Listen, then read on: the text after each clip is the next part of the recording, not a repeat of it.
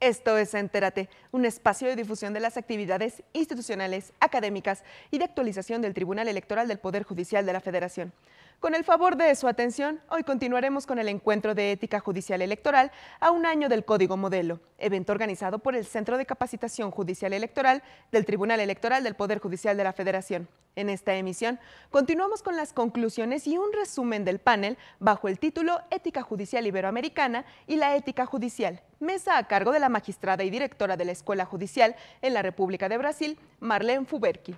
Para a continuación dar paso a la importante participación de don Mariano Azuela Huitrón, jurista mexicano quien fuera ministro de la Suprema Corte de Justicia de la Nación, y da inicio a su ponencia con la mesa que lleva por título Ética Judicial Iberoamericana y la Ética Judicial en México. En resumen, un poder judicial que cuenta con un código de ética está más legitimado para exigir de las otras profesiones vinculadas a su servicio una respuesta equivalente para sus integrantes. Es obvio que más allá de la centralidad del juez en el servicio de justicia, la excelencia ética en el mismo también depende de otras profesiones, por lo que resulta coherente y conveniente extender esa preocupación más allá del ámbito estrictamente judicial.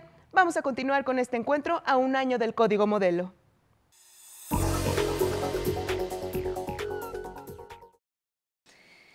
Outro caso aqui envolvendo prestígio de cargo, uso do cargo para obter vantagem, para obter ocupação irregular de uma área rural, aquisição de título de propriedade irregular que o juiz participou, e o Conselho Nacional de Justiça também mencionou que houve violação de um dever ético do juiz de velar não só pelo seu bom nome, mas pelo bom nome da instituição que o agrega. Esses são julgamentos bastante recentes, todo de 2012 e agora 2013. Então, há várias questões que estão hoje indo no Conselho Nacional de Justiça, e o Conselho tem adotado exatamente os parâmetros do Código de Ética Nacional e do Código Ibero-Americano. Nos demais poderes, a Constituição Federal ela traz como exigência, paradigma ético, da administração em todos os poderes, princípios da legalidade, da impessoalidade, da moralidade, publicidade e da eficiência. Com base, então, na Constituição Federal, tanto o Senado Federal como a Câmara de Deputados estabeleceram os seus próprios códigos de ética. Então, Câmara e Senado têm os seus próprios códigos de ética. O Brasil não tem um código de ética eleitoral ainda, né? Porém, tem esses códigos de ética dos parlamentares. Eu vou apenas citá-lo, não vou mencionar os seus preceitos, mas eles seguem a linha da Constituição Federal, né? No Poder Executivo Federal, há também o Código de Ética Profissional do Servidor Público, do Poder Executivo.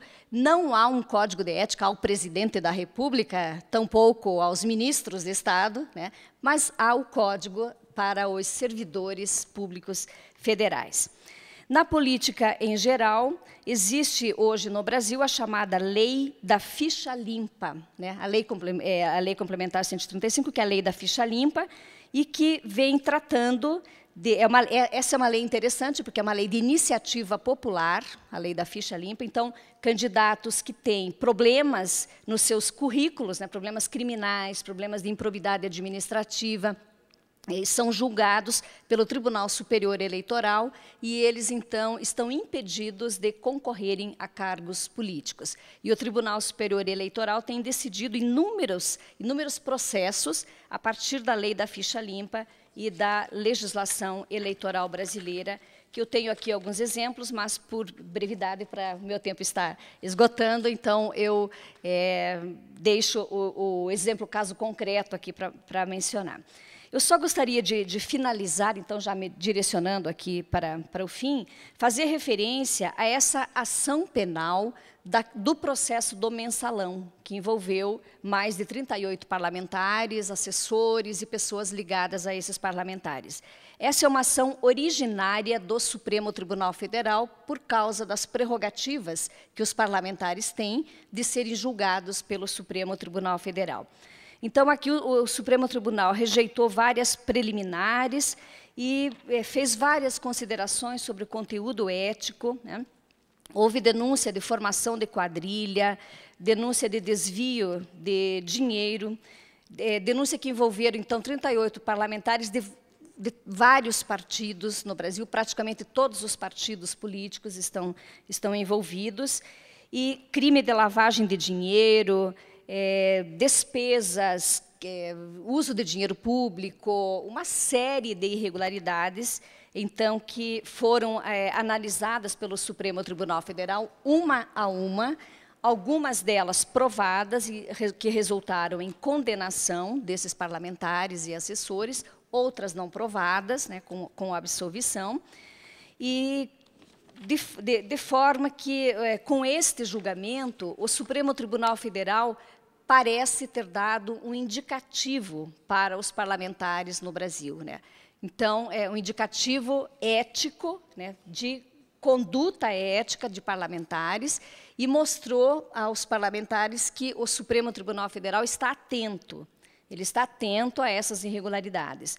Elas existem muitas, inúmeras, como existem em todos os lugares, em todos os países, mas esse julgamento ele é simbólico, paradigmático, justamente por esta razão, porque ele mostra, ele dá uma diretriz, um indicativo de que o parlamentar, ao assumir um cargo público, deve assumir também na sua vida profissional, na sua vida pessoal, conduta ética, especialmente no que se refere à probidade, né? Ao correto uso do dinheiro público e ao correto uso do cargo que faz.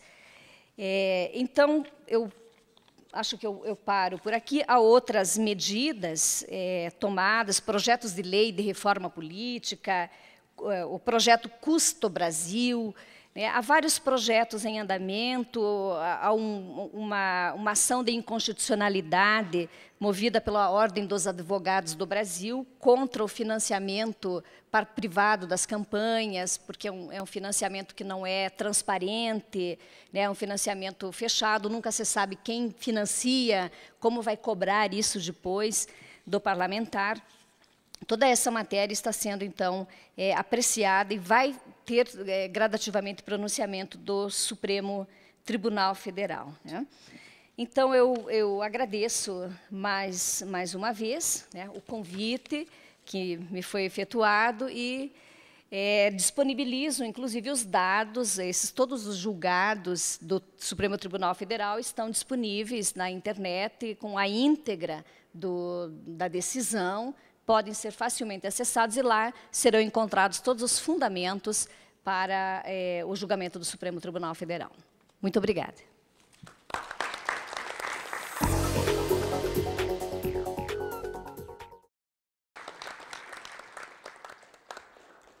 Muchísimas gracias, magistrada Marlene Fuberki. Y antes de darle el uso de la palabra para que nos haga un apretado resumen el doctor Eber Ovar Metanzos ya en este otro rol de traductor, un apretado resumen de la ponencia de la magistrada Fuberki, intento solventar una imperdonable omisión en la que incurrí hace un rato, al momento de, pues si bien me referí a la doctora Fuberki como magistrada, olvidé mencionar que lo es del Tribunal Regional de Trabajo de la 9ª Región de Brasil. En este órgano jurisdiccional ha fungido como directora de la Escuela Judicial. Ella es doctora en Derecho por la Pontificia Universidad Católica de Paraná, misma universidad en donde se desempeña como profesora tanto en la licenciatura como en el posgrado, y fue designada por el Superior Tribunal de Justicia de la República Federativa de Brasil en el 2013 para representar a la Judicatura brasileña en el curso de Ética Judicial Iberoamericana de la Comisión Iberoamericana de Ética Judicial de la Cumbre Judicial Iberoamericana. Muchísimas gracias, doctora Fouverchi, y si nos permite el doctor Évero Betanzos escuchar ese apretado resumen, por favor. Muchas felicitaciones a la doctora Fouverchi por su conferencia.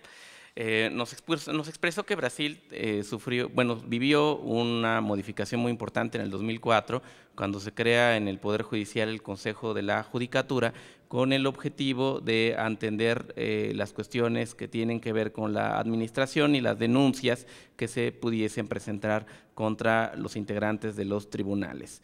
En esta materia, además, se han agregado cuestiones de carácter ético, dado que es un órgano de control del propio Poder Judicial. En el 2008 se va a establecer el Código de Ética de la Magistratura, que no es una ley, pero que ha sido aceptado por los tribunales, que le dan la calidad en el uso constante como si fuese una norma. Ha habido evidentemente cuestionamientos de la propia magistratura en cuanto a su seguimiento, por tratarse no de una ley y además contener parámetros de carácter deontológico. Expresa que la fuente de esta norma se encuentra en el Código Iberoamericano de Ética Judicial. Sin hacer una referencia a cuestiones de carácter teórico, sino más bien concentrándose en casos, hizo alusión en primer lugar a una decisión del Supremo Tribunal de Justicia de Brasil, en donde un juez que estaba tramitando su jubilación sufrió la detención de este proceso, pues se descubrió por parte de la prensa, denunciando irregularidades, que el juez había apoyado a un hijo de él para su integración en un tribunal de cuentas. Ante esta situación, el Supremo Tribunal de Justicia estableció que en las decisiones del Consejo y de la Judicatura se debería velar por el comportamiento de los jueces. Dijo que un poder judicial fuerte es el sustento de un Estado democrático, y todo hecho de sus integrantes, es decir, de los jueces, tiene una importancia en esta misma medida. Los jueces deben caracterizarse por una alta conducta y por dar al pueblo, a toda la sociedad, un ejemplo de seriedad con su actuar. Los jueces deben ser acatados y respetados, pero eso no se puede desvincular de cuestiones de carácter ético, y tampoco debe llevar a que la protección y las protecciones que tienen ellos sirvan para ocultar sus actuaciones. En este caso, el proceso de jubilación se encuentra detenido hasta que se despejen todas las dudas que se lleguen a presentar. Se indica también que el ciudadano tiene derecho a exigir jueces incorruptibles, jueces que hagan una función verdaderamente ejemplar. El derecho a tener un gobierno honesto es el mayor referente que se establece a partir de este caso. En un segundo supuesto, nos encontramos con que el Consejo de la Magistratura conoce de un caso en el cual un magistrado no ha actuado con la prudencia debida, pues ante un proceso administrativo que se lleva en trámite, se decide rápidamente que este sea extinguido sin dar la continuidad que el caso ameritaba. El Consejo de la Magistratura de Brasil determinó que este procedimiento administrativo debería ser reactivado hasta conocer los alcances que ésta debería tener. La resolución llevaría a que el tribunal y los tribunales en este tipo de casos de procedimientos administrativos deberían seguir todo el proceso. Y en el caso particular se trataba de un magistrado que había condonado una multa de $5 millones rápidamente a un banco, y esta situación debería ser analizado para solventar cualquier duda que se pudiese llegar a presentar sobre la actuación del juez. Luego nos encontramos con un caso importante, con una ley, que es la ley de la ficha limpia, en donde, derivado de una iniciativa popular, se establece una norma que indica que se puede, por parte del Tribunal Electoral de Brasil, hacer una validación de situaciones que deriven de problemáticas de los currículums de aquellos que se presentan para actuar ante cargos políticos. Finalmente, hace cita de un caso paradigmático en la justicia brasileña, que es el caso Mesalao, en donde 38 parlamentarios se vieron involucrados con actos de corrupción. Se trata de un asunto que conoce el Supremo Tribunal Federal, derivado de una acción originaria, es decir, impulsado por el propio tribunal, en donde se analizan situaciones de carácter netamente ético. Hay denuncias, algunas de ellas probadas, por desvíos de dinero, por lavado de dinero y otras cuestiones, en donde hay involucrados legisladores. Esta situación lleva a indicar que el mandato ético incluye a todos los integrantes de la administración, y cuando el legislativo se encuentre ante su actuación, no tiene otra vía más que la ética de la probidad y del uso del cargo. Hay otros asuntos en donde también esto es acentuado, sobre todo tratándose de evitar que el financiamiento privado se presente en las campañas electorales, y estas se encuentran en análisis. Finalmente, la doctora Fouverky plantea que está, pues, a sus órdenes para cualquier situación adicional que se desee plantear, además de que los casos que ha citado se encuentran ampliamente citados en el Internet y estos pueden ser explorados también ahí. Gracias. Muchísimas gracias, doctor.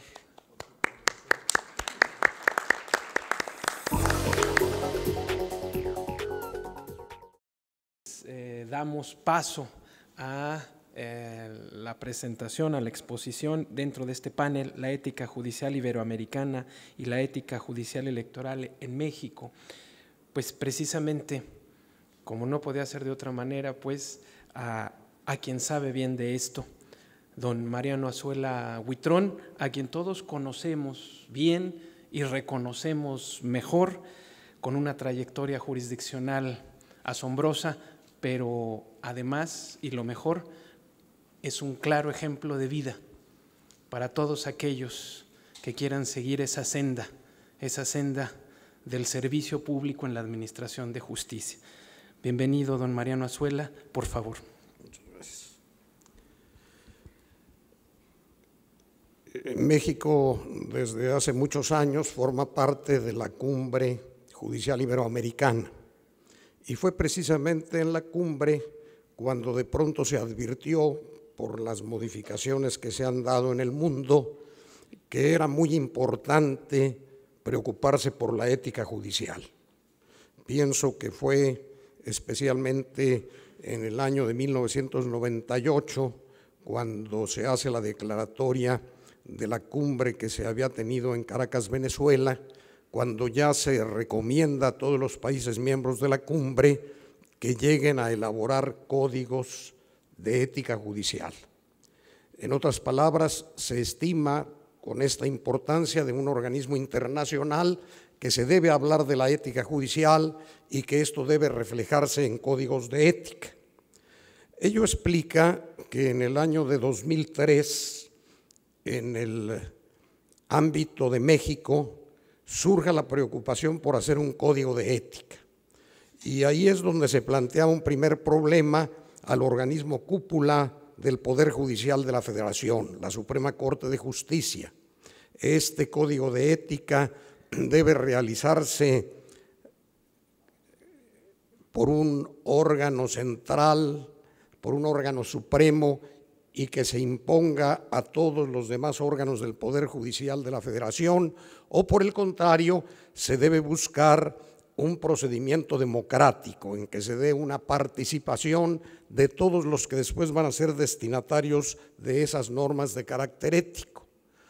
Y fue precisamente en el año de 2004, en el mes de agosto, y que esto tiene finalmente su culminación en noviembre de ese año, en que se presenta el Código de Ética elaborado democráticamente.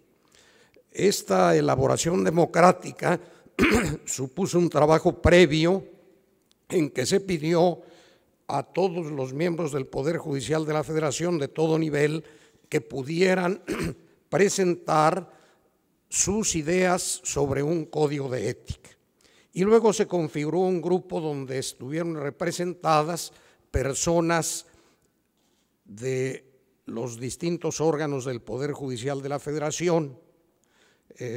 Había un ministro de la Suprema Corte, el ministro Guillermo Ortiz Mayagoitia, que fue quien presidió propiamente la comisión y que todos ustedes saben fue posteriormente presidente de la Suprema Corte de Justicia de la Nación. Había un magistrado del Tribunal Electoral del Poder Judicial de la Federación, José Luis de la Pesa Muñoz Cano, que después se convertiría en presidente del tribunal e incluso viviría el momento histórico de México en que después de 70 años de un grupo político dominante en la vida de México, pues surgió un gobierno de un grupo opositor. Esa fotografía de José Luis de la Pesa entregando su reconocimiento de presidente al candidato Vicente Fox es indiscutiblemente una expresión de lo que se estaba avanzando. Pues este personaje, don José Luis de la Pesa, formó parte de esa comisión. Había un consejero de la Judicatura Federal, el magistrado Jaime Manuel Marroquín Saleta.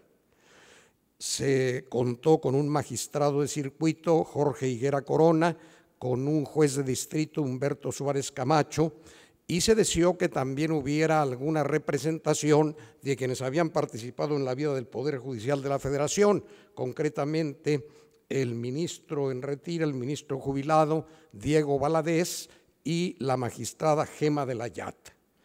El secretario de la comisión fue el actual miembro de la Corte Interamericana de Derechos Humanos, Eduardo Ferrer MacGregor. Bueno, en ese momento él tenía una función ejecutiva de ir logrando que hubiera consenso entre todos los integrantes de la comisión. ¿Por qué tanto tiempo entre 2003 y agosto y noviembre de 2004?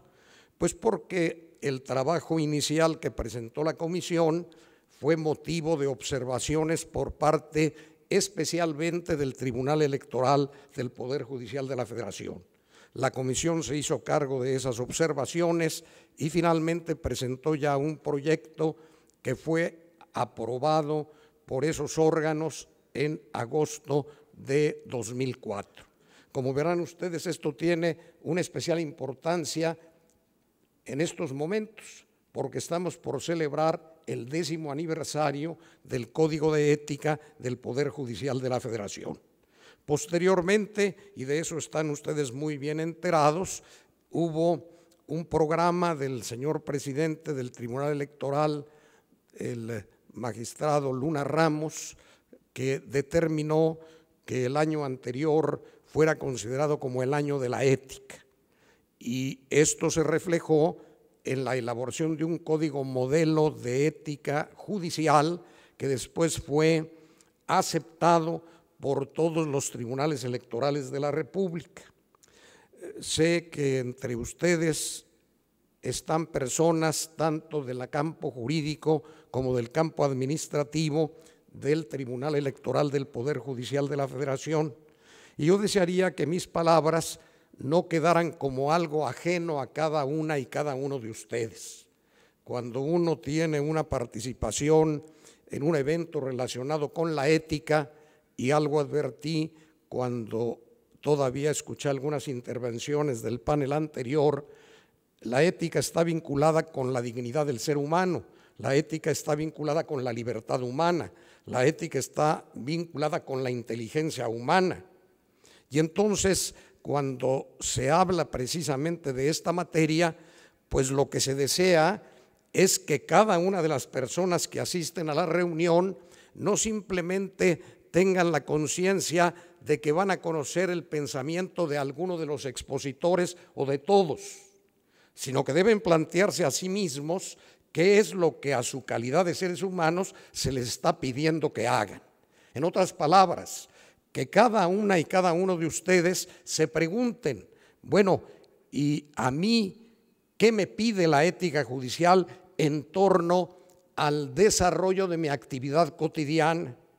Y aquí quiero destacar algo que es clarísimo. Puede haber un extraordinario código de ética judicial. Puede ser que los académicos lo elogien, den muestras de admiración ante él, pero ese código por sí solo no sirve de nada.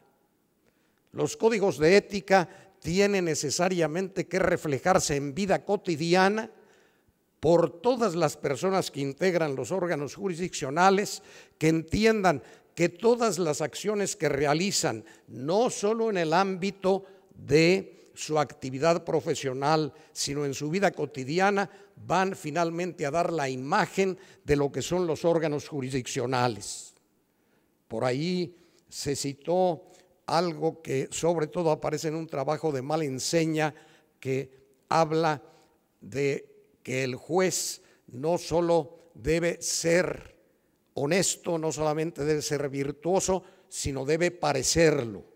Lo que obviamente compromete el que aún en la vida particular, cuando las personas observan que alguien que trabaja en un tribunal se porta mal, no solamente lo van a atribuir a esa persona, sino que van a decir cómo se portan quienes trabajan en los órganos jurisdiccionales.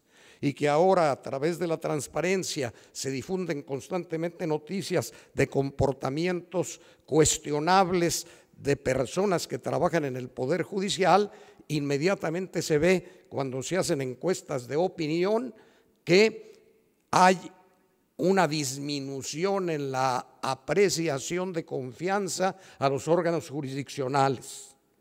No obstante, que de algún modo resulta evidente que cuando se hace notar irregularidades dentro de los órganos judiciales, se hacen referencias a personas muy específicas y poco numerosas.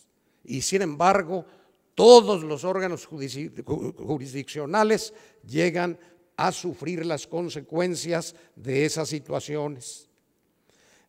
Algo que también quisiera destacar: es cierto que una buena parte de lo que es la aplicación de la ética judicial se debe hacer en el acto de juzgar.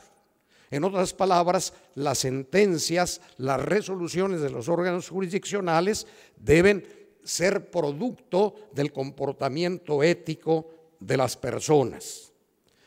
Pero ahora que estamos en campeonato de fútbol, ¿qué se está advirtiendo? Y cada vez con mayor claridad. En otras épocas los equipos giraban alrededor de grandes estrellas. Hoy los equipos aparentemente más débiles porque no tienen estrellas, les están ganando a los que todavía cuentan con estrellas. Y esto yo creo que es un reflejo de lo que es la vida de comunidad, que las personas entiendan que para que su institución funcione, cada quien debe esforzarse por buscar la excelencia a la que debe conducir el comportamiento ético. Y que cada uno piense que si uno falla, eso va a afectar el funcionamiento de la institución. Cuando todos buscan esa excelencia, los resultados van a ser lo que en materia deportiva es el triunfo, y que esto se debe conseguir constantemente. Los esperamos en una próxima emisión de Entérate, con lo más destacado de las actividades institucionales, académicas y de actualización del Tribunal Electoral del Poder Judicial de la Federación. Agradecemos su compañía, soy Roxana Noriega, hasta la próxima.